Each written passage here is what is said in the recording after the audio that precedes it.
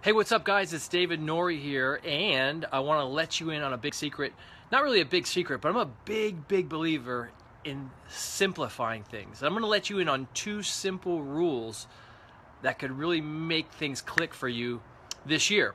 Now, that being said, I'm not a big reader. And what I mean by saying that is I can read, yeah, but I can't read a lot at one time. I have a short attention span, so if I read something, I need to be able to digest it, because there's a difference between reading something and comprehending it. Would you agree? So ironically, last year, I read two books. Well, I read more than two, but I read two that changed things, two game changers. So if you're all at all interested in that, listen up. Ironically, I read the first one at the beginning of the year. It was the first book I read in January of 2016. And it just so happened that the other one that really made a huge impact was the last book that I read in 2016. And the other part that kind of connects them is they were both recommended to me by really good friends, and I want to thank them as we go forward. So there's two simple principles. I'm going to make this really easy. What's up, Samantha? What's up, Adam? Seth, how you doing? I'm going to make this really easy, and I've even written them down in my house, because these are my two rules to live by for 2017. So the first one, as I grab these books over here, I'm going to show you what they are, first of all, and then I'm going to give you what it is. They're completely different. Imagine two completely different thoughts and ways of thinking, but still converging. The first one is Relentless by Tim Grover, and then it's Jesus CEO. So Relentless by Tim Grover and Jesus CEO by Lori Beth Jones. So Relentless was turned on to me by Will Armio. Give you a shout out. And in that book, it's the trainer for Michael Jordan, Kobe Bryant, and Dwayne Wade. Now, he started off as a physical trainer, but it ended up being much more than that. He became this mental guru, so much so that NBA players call him at like halftime of the NBA Finals going, "I need your help. I'm in a mental funk." And that's how cool this guy is. But the reason why I love this book, the reason why I got so much about it and I started to live my life by it, was because he's tough.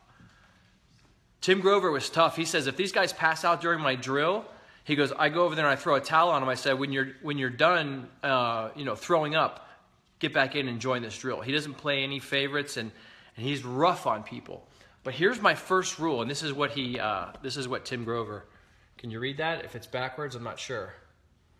But it's make your own luck. So simple. And that resonated with me. And he talked about Wilt Chamberlain wearing number 13. And he said Wilt wore number 13 because most people thought it was bad luck. But Wilt said, you know what? It's going to be bad luck for whoever plays me. So Tim Grover was this guy, and he says a couple things I'm going to paraphrase here. He says, don't let your enemies take your balls.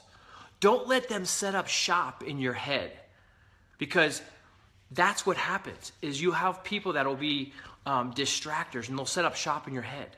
They'll stop you from doing things that are important. You could have 100 friends and 100 people liking your stuff and 100 people saying, hey, you're doing a good job. But for some reason, we're going to be paying attention to the one or two or a handful that are what you might call haters or what you might call distractors. So don't let your enemies set up shop in your head. And the other part about that is, maybe you're your own worst enemy. Maybe you're the one in your own head. The other part that I got from this book is great teams lose when their leader doesn't show up. Now, I'm a huge fan of sports, and we all agree, if the quarterback doesn't show up, if your best pitcher doesn't show up, if your point guard's not there, your team loses. So many of you guys are out there leading your own teams. You're leading people in your jobs. You're leading your families. You're leading your household. Well, guess what? The household's going to fail. The job is going to fail if you, as a leader, don't show up. But the last thing is, well, actually the first thing is going back to make your own luck. There's no such thing as luck. Tim Grover, there's no such thing as luck. There are circumstances and outcomes, and you control both. I'm going to repeat that. No such thing as luck. There are circumstances and outcomes, and you control both. So how cool is that? So Tim Grover, Relentless is the book, changed my life. I mean, I started wearing number 13 jerseys to the gym every day just to remind myself that I'm the one who's making my own luck. And don't blame other people for what's going on. So he kind of has that mentality. Now, here's the crazy part. That second book that Chris Harder turned me on to, called Jesus CEO, he gave it to me just at Thanksgiving. It was the last book I read. And I'm like, Chris, my Lord, this book right here, it's just littered with highlighter. I dog-eared everything on every page. And here's that message. It's right here. 2017, assume your power. Assume your power.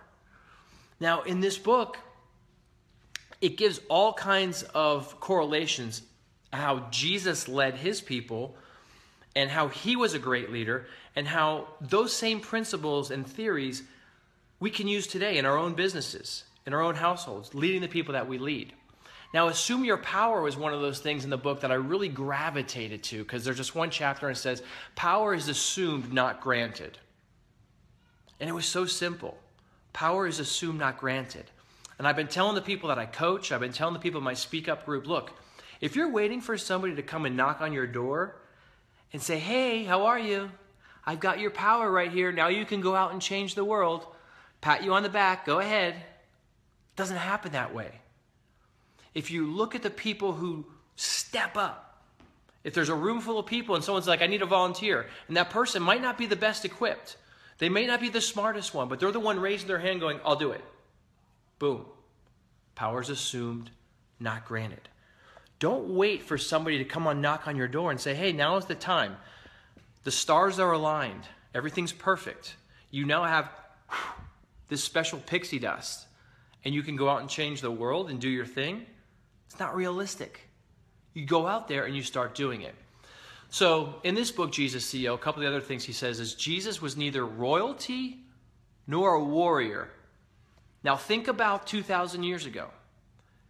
If you were to, we talk about class systems and upper class and lower class and that being a thing now. 2,000 years ago, that was everything. I mean, if you were born a slave, guess what? You died a slave. If you were born a peasant, you died a peasant. So here comes Jesus, neither royalty, nor was he a warrior or a fighter, just a regular old dude. I mean, that's what he was. He didn't have anything special, yet he assumed his power. They say not only did he come from the wrong side of town, he came from the wrong town, period. People weren't expecting this. And then he assumed his power when he went to the temple at 12 and started preaching. And then he went to the temple and assumed his power when he started flipping over the tables. He didn't ask for anything. So when I tell you guys this thing to assume your power, know that not to decide in your life and not to take action is to decide. So not to decide is to decide. If you're not deciding where you're going, if you're not making choices, then guess what? They're going to be made for you. And that's not anything that I came up with that's genius. That's just what people have said over and over again. That's what it says in this book. What's the cost of being timid? What's the cost of not acting? That's huge. So don't sit there on your butt. Get out there and assume your power. Power is being self-disciplined. Power is being able to pick up on other people's energy. Power is being able to pick up on your own energy and put it into action. When you look back on Jesus, he was not arrogant. Not arrogant. But he didn't deny his power. When he was being questioned by Pontius Pilate, and he was being questioned by other people, are you the Son of God? He didn't deny it. He says, I am who I am. I am what you say I am. He didn't deny it. But he wasn't arrogant. He wasn't going around going, check me out, Son of God, everybody bow to me. He led by his actions. He led by his actions. So in closing, guys, these two books, Relentless and Jesus CEO, if there's only two books you read this year that you think will make a significant change, this is them. And you take a guy like Tim Grover who's rough, and he talks about tapping into your dark side. And by dark side, I don't mean the devil. By dark side, I mean tapping into your dark side, meaning what's your core? What's the things that really motivate you? that resonated with me. And the fact that he's not playing any favorites. And he's like, look, if you want this, you better work for it. There is no easy way. It all comes down to blood, sweat, and tears and putting in the energy. And then you take Jesus, CEO, who says leading by example, leading with love, and all these amazing things that you can do if you just model your life like Jesus. So I hope these help. I hope you get a chance to really look at them and not just go through them to say, look, I read it. I'm talking about go through it. Read one chapter at a time, even if it's one chapter a week, but then reflect on it. How can I really incorporate this message into my daily life? How can I really take this message and change things? Because in my opinion, that's what happens is we read things just to say, got it, check it off my list, I read this book. But are you really living it? Did it really make an impact in your life? So as I go through these two, I'm just going to tell myself, I got to make an impact in my life. You know what's going to happen? I'm going to make my own luck, right? It's right here. It's on my wall every day. Make my own luck. And then I'm not going to wait for anybody to come tap on my door saying, Dave, now is the time. I'm going to assume my power. I'm going to assume it. So I hope this helps. Thank you guys for having a great day. Remember who your CEO is? Live like him, baby. Have a great one.